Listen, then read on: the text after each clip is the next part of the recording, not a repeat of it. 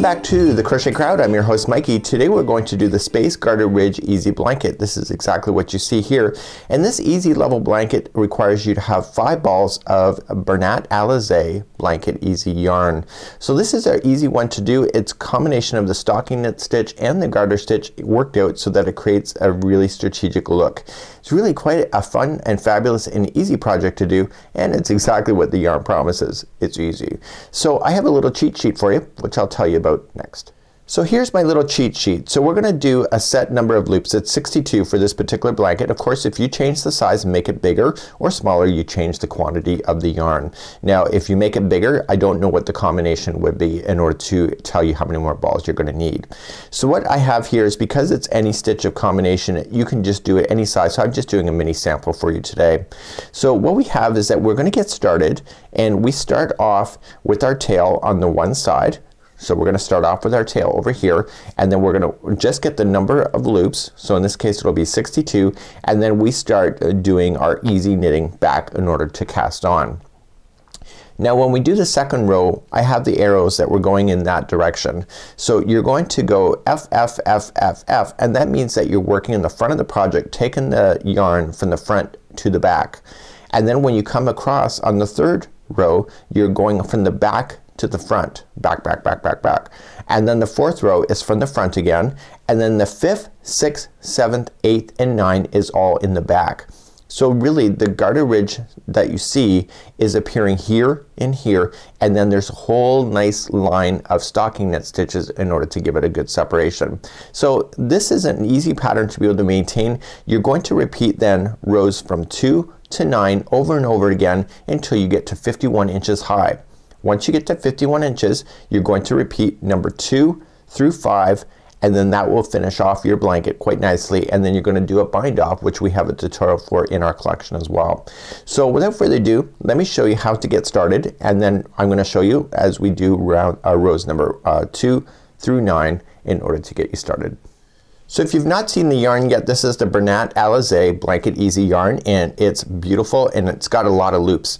All the loops are very strategic, so if you pull out a strand here, you can see that the loops are dangling like a clothesline in like when you're doing your laundry. So it's really quite easy to work with, and once you get started with this, I think you're going to love it. So when you take it out of the ball band, look at this. Isn't that the size of a cute little dog? So you have a really big, beautiful, so you're gonna wanna work from the outside of the yarn into the interior. So you don't wanna try to feel for the in middle, because good luck on that. So just work from the outside, and you'll see that it goes really quite amazing.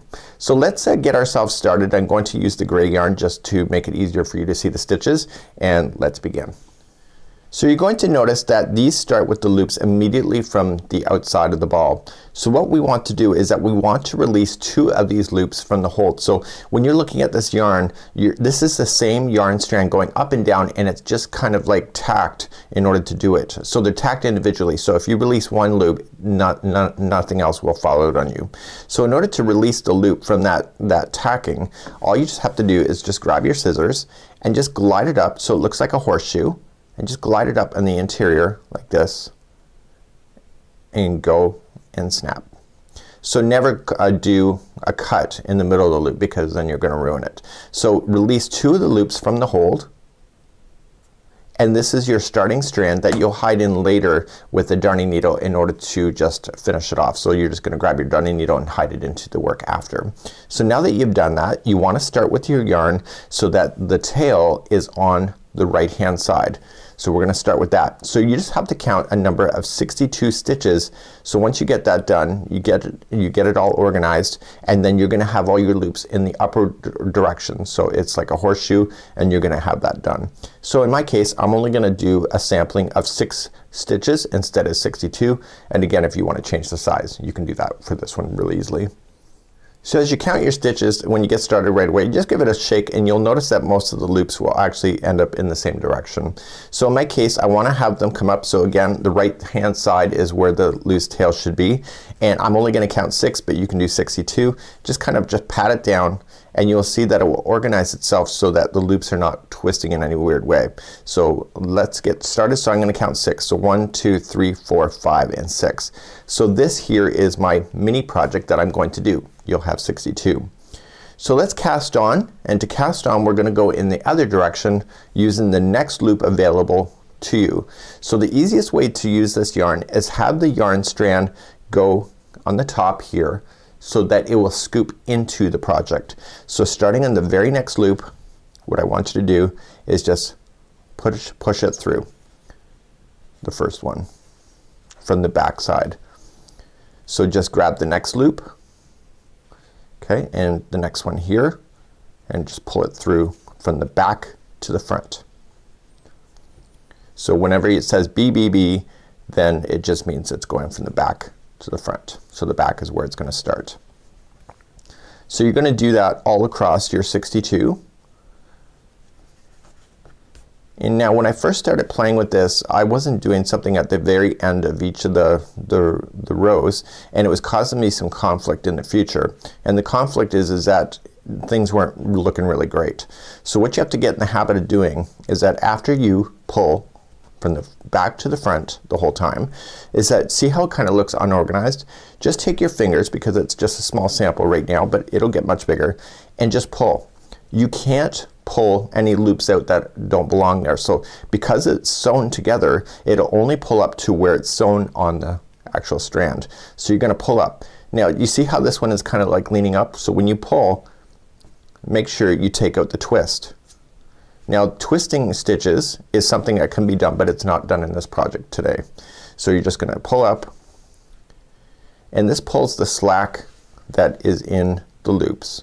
So everybody's project will be the exact same size because it's the loop that dictates the size of the stitches. So now we're going to get officially started with row number 2 all the way through 9. So let's begin row number 2, and you'll come back to this part of the tutorial if you need to. So number 2, we're going to go F, F, F, F, F, so we're gonna go from the front side. So the best thing to do is to get the yarn that is leading to the ball and just put it in front of the project. Just lay it down, and what you're going to do is you're gonna scoop it away from you, capturing the loops that are in there. So go to the next available loop, okay, do you see that? So it's the next available, and just push it from the front to the back. And then take the next one. See how if it's lying on top of the project, you can just kind of just turn it over and push it in. And you're gonna do that all the way across. So we're achieving our garter stitch look as we do this. And you're gonna see the ridge is gonna start forming as soon as we're all the way across.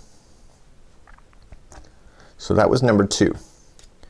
And of course you want to go there. So I know that I have 6 stitches, so after you've done, just pinch down and pull. And make sure these loops don't have any kind of twist to them. So just kind of look for it and help it if you need to.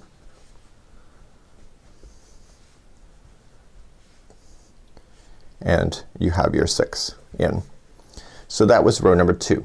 Row number 3, we're gonna go back in the other direction, and in the other direction we're gonna come from the back. So move the strand up so it scoops into the project, and grab the very next loop available, and coming from the back side, pull through.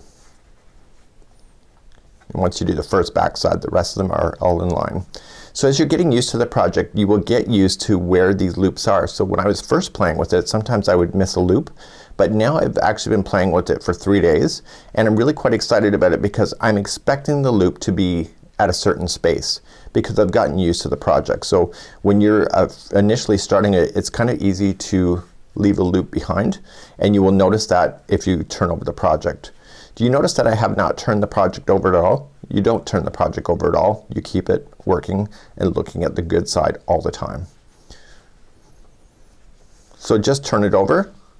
See, there's no loops that are hanging out the back, so it means I've gotten every one so far. And once you get all the way to the other side, just go back and make sure that everything is looking decent. So how would you know if a loop is turning over? So if it looks like that and then you do this, it's got a twist, so it doesn't want to stay. So just make sure that when you pull, it wants to stay in a correct motion. So that was row number 3. Okay, row number 4 is back again, going from the front. So you're gonna take your yarn and you're gonna put it on top of the front of your project and grabbing the next loop and push it from the front to the back. So that's why it's got F, F, F, F, F all the way across.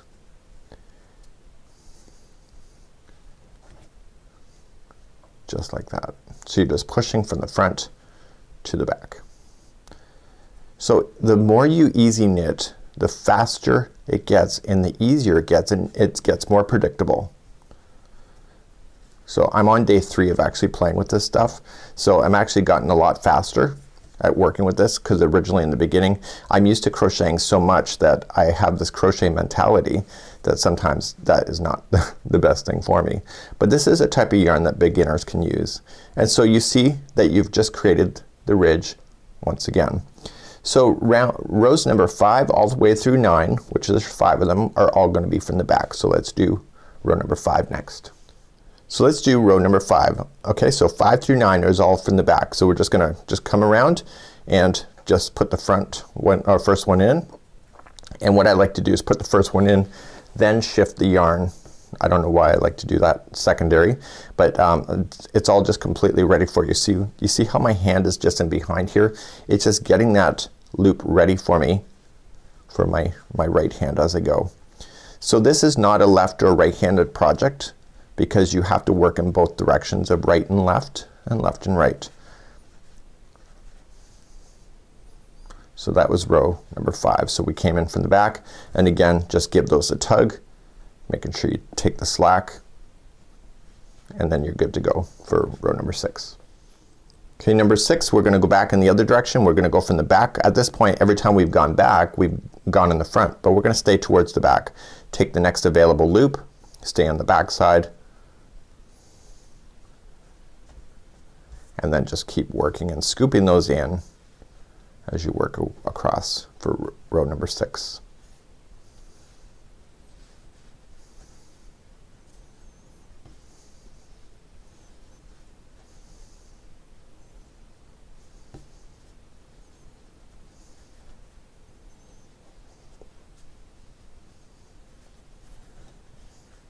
Okay, once you're across again, just tug. That was number 6. So you'll see how that one's still twisted.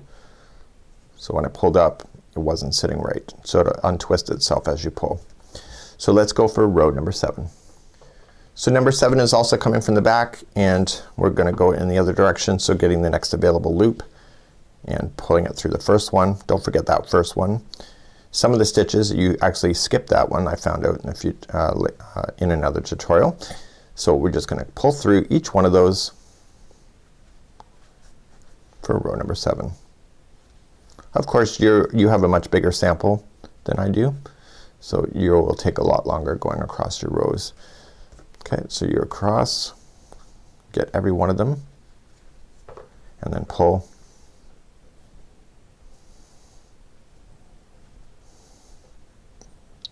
Like that. Okay, let's continue then to row number 8. So row number 8, we're gonna go in the other direction, still continuing from the back side, and then just move it up over so it comes across, and then you can scoop it up.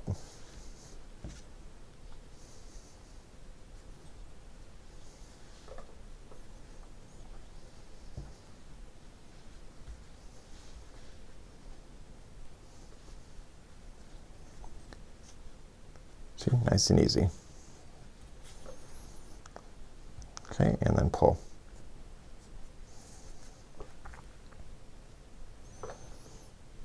And that was row number 8. So this is row number 9, the final before it starts repeating itself, and we go back to number 2 again. Again, we're gonna come across like that, and we just immediately start in the first one and just pick up.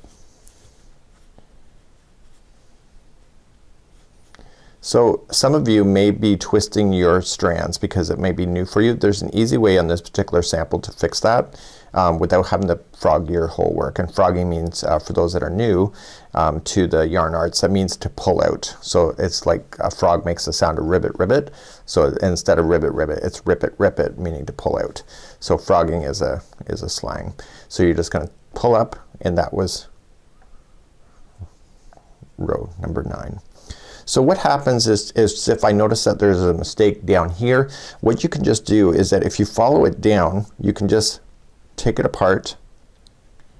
Okay, so you can just take only the part that you need. So let's just say there was a twist down there, so you've just taken it apart, and so then you can fix your mistake and then just re-put it back together. So if it was twisted, you can untwist it and then put it back together to get yourself back to where you were. The only time you really can't do that very effectively is if you're doing cabling, because there's other stitches that play with other stitches that make it kind of more complex. So you can just reverse yourself to get yourself back down.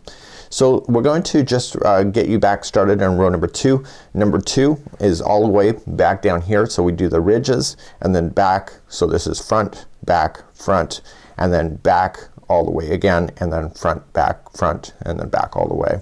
So to get started on row number 2, you just put the yarn in front of you once again, start the next one, go from the front to the back and pull towards the back side. So you're going to do this for 51 inches, and then you're going to repeat rows 2 through 5 only, and then you're going to do a bind off, which we have a tutorial for you if you need that as well. And the binding off is actually really quite easy, but I'm going to show you binding off right now anyway, just to make sure that you got everything that you possibly need. So we're just gonna tug, and then we're gonna do a bind off. To do a bind off, the yarn strand is over here. So what you want to do is that you want to bind off all the loops leading to where this is. So to do that, you take the first loop here and put this one over, and now you take that one and you put the next one through, and you gather them all the way to the other side.